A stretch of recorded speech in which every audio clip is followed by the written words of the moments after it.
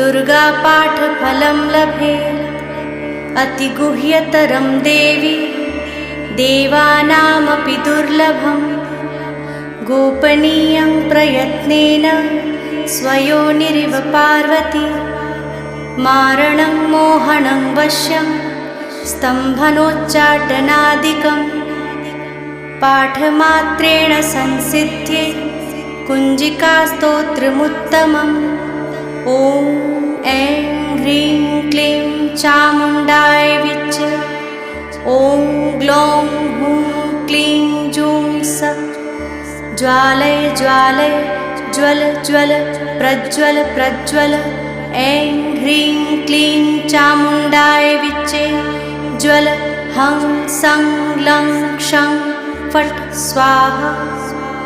नमस्ते रुद्ररूपिण्ये।